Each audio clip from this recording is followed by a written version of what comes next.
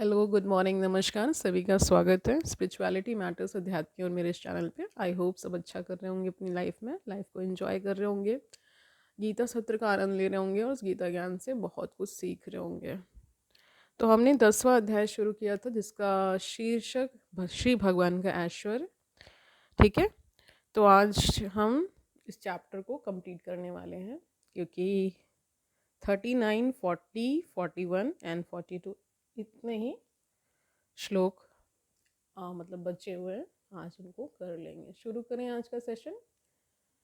Let's get started.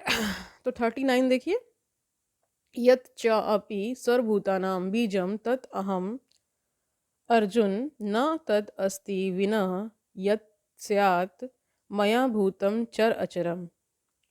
इसका अर्थ देखिए, यही नहीं हे अर्जुन, मैं समस्त सृष्टि का जनक बीज हूँ।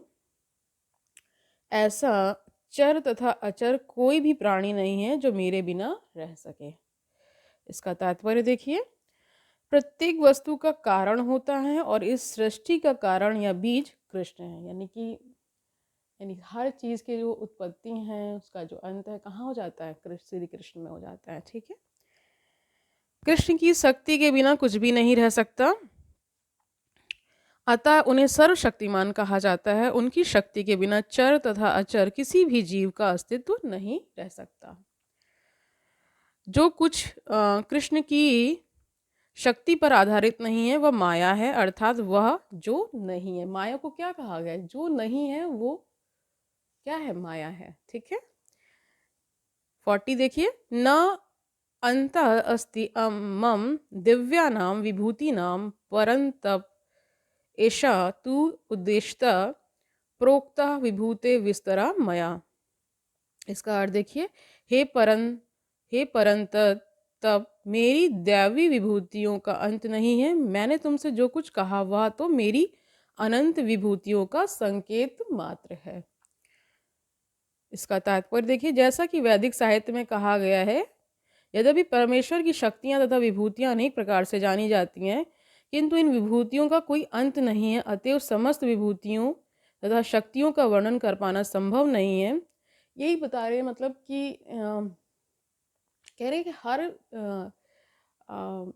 जितनी भी शक्तियां हैं भगवान की, उनका शब्दों में वर्णन नहीं हो सकता। कुछ जो बहुत महत्वपूर्ण है, जो जिनके कहे बिना ये पूरा नहीं हो सकता था, इसलिए वो चीज़ें कह दी गई। बाकी क्या करना है वो सब अंडरस्टूड है। मतलब जो भक्त जन है वो ये समझ पाते हैं कि भगवान का सच्चा स्वरूप क्या है, भगवान की कितनी अनंत शक्तियां हैं। अनंत का मतलब भी है जहाँ कोई अंत नहीं है, तो उसमें फिर किसी भी शब्द या चिंतन से उसका नहीं हो सकता बखान। ठीक है, वही बताया गया है। अतएव समस्त विभूतियों तथा शक्तियों का वर्णन कर पाना संभव नहीं है। अर्जुन की जिज्ञासा को शांत करने के लिए केवल थोड़े से ही उदाहरण प्रस्तुत किए गए हैं।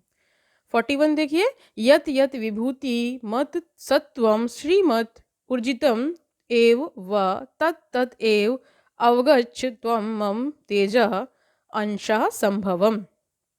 इसका अर्थ देखिए, तुम जान लो कि सारा ऐश्वर्य, सौंदर्य तथा तेजस्वी सृष्टियां मेरे तेज के एक स्फुलिंग मात्र से उद्भूत हैं।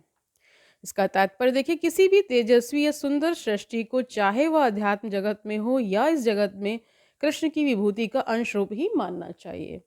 किसी भी अलौकिक तेज युक्त वस्तु को कृष्ण की विभूति समझना चाहिए।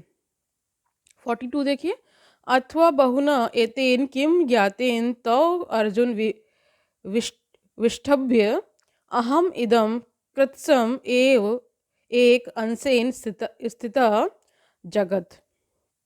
इसका अर्थ देखिए, किंतु हे अर्जुन, इस सारे विशद ज्ञान की आवश्यकता क्या है? मैं तो अपने एक अंश मात्र से संपूर्ण ब्रह्मांड में व्याप्त होकर इसको धारण करता हूँ।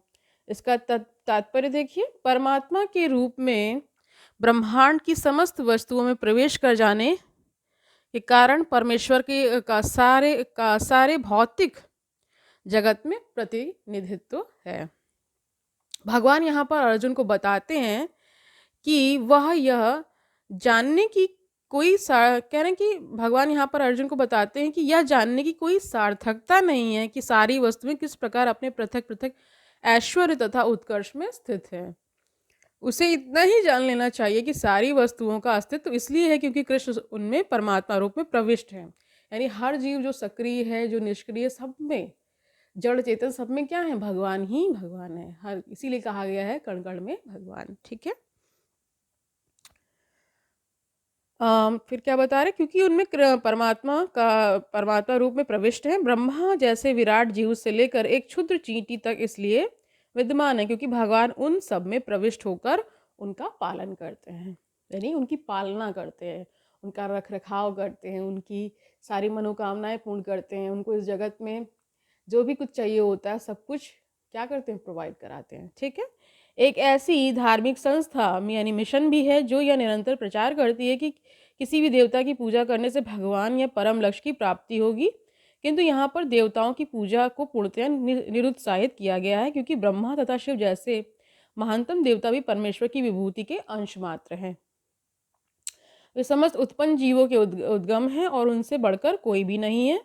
वे असमो धर्व्य हैं, जिसका अर्थ है कि ना तो कोई उनसे श्रेष्ठ है ना उनके तुल्य।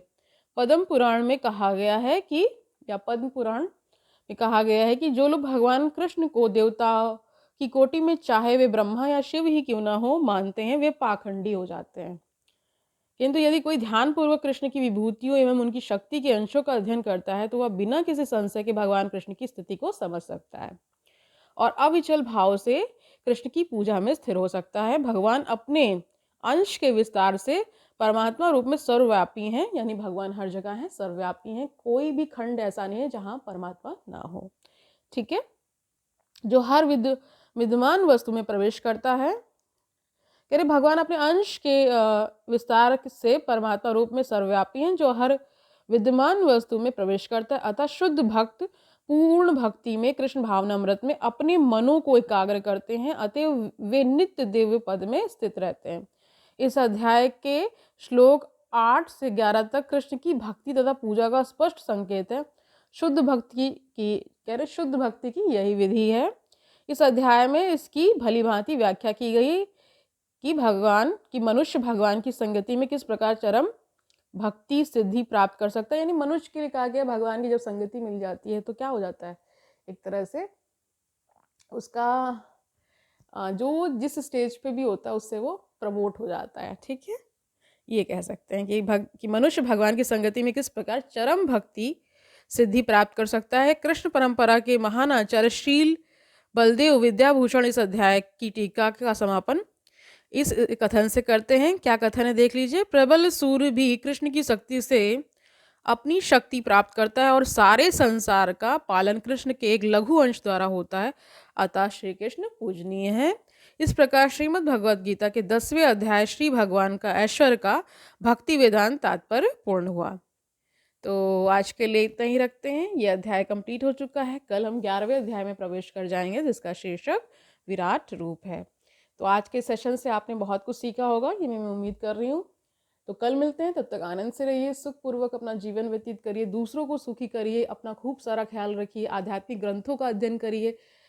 कभी अगर कुछ आप डिबेट कर पाए, डिबेट यानी जहाँ उससे क्या होता है कि आपका ज्ञान का वर्धन होता है। ठीक है।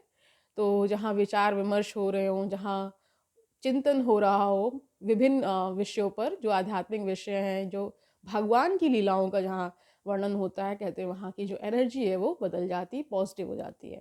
तो ऐसा करिए, अपने घर संसार में जितना आप कर सकते हैं उतना करिए, खुद को पॉजिटिव रखिए, तभी संसार में पॉजिटिविटी को आप फैला पाएंगे। ठीक है। कल मिलते हैं, तब तक के लिए हरिओम तत्सत।